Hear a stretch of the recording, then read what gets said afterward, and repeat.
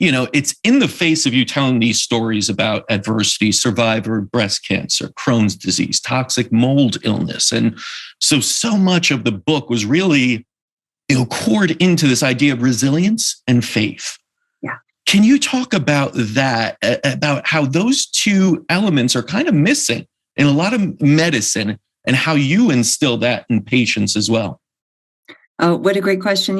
Years ago when I had the idea for the book, I was all about environmental toxicity and mold-related illness.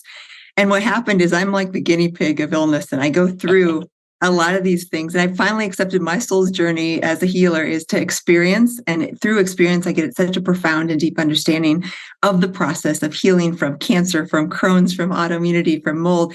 And then is what you're talking about. And then is the relationships, the childhood trauma, the way we show up in the world, the way we view the world, our mindset. And these I found are some of the most powerful healers and absolutely the foundation of resilience. So what I had to do is really dive in. And as you know, I got really authentic with my own experiences with dating, with going through a divorce, with dealing with my own, acceptance of myself, loving myself, understanding intuition, and how I view. I have a strong faith in God, and that's the truth about me. But I know that not all readers will share that. So what I do is try to meet the reader where they're at and show them that there's both left brain, right brain, science and faith, masculine, feminine, and we need to combine these energies for the very best of healing. And we can think of it as science is that analytical ability to figure things out by problem solving, looking at the data. I love that. I'm a bioengineering background, but what my own health and with healing patients is actually faith, which again, for me, it's a strong belief in God and a greater power, greater purpose. But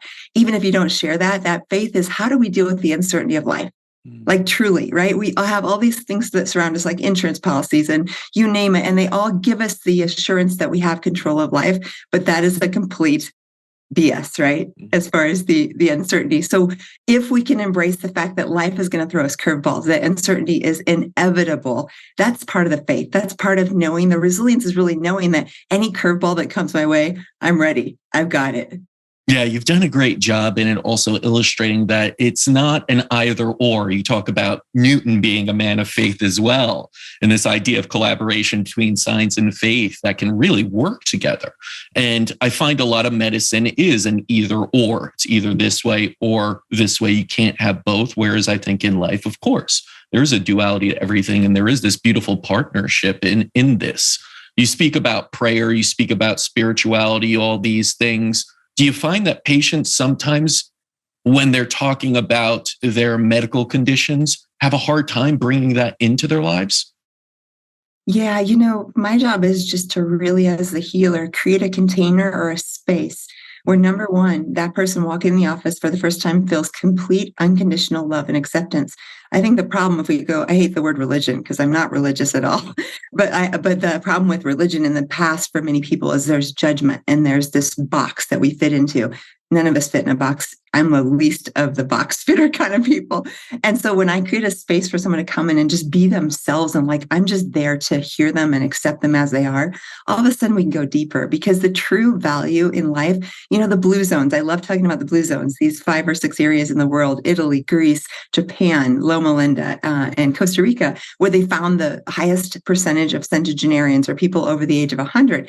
And one of the core things is a belief in something greater. And they have all different religions, right? But they have this greater purpose, this sense of meaning. They have great, deep relationships. And none of them have a list of supplements, a mile long, like I take. That's not part of it. Part of it is connection with human beings and connection at that soul level with friendships that are lifelong and a belief in meaning and purpose in knowing what am I here on this earth to do? And is there a greater thing that's kind of guiding and directing my life? And so back to your question about patients is when I just open that up, and I don't frame it or say that they have to think how I do, but I just say, does something give you greater meaning and purpose? And when we have health goals, like say we want to, lose weight or whatever, the only way those habits will stick is if we attach them to something that has greater meaning. So for example, a 70-year-old woman who's like, I can't walk very well, but if I can improve my physical fitness, I can take walks with my dog and my granddaughter. Or, those kinds of things that matters to her. So I have to attach my goals for her healing to something that actually matters. Because otherwise, those are just things that we have to get up and do the workout, or we have to get up and stretch our bodies, and they have no meaning or purpose. So every health goal should be attached to something that actually has greater meaning and purpose in our way of coming into life and what our soul is here to do. Yeah, purpose-driven medicine is such an intriguing concept, right? Because once you give someone purpose, then you give them this will, this enthusiasm to get better because they want to see through that purpose. So it gives us so much power.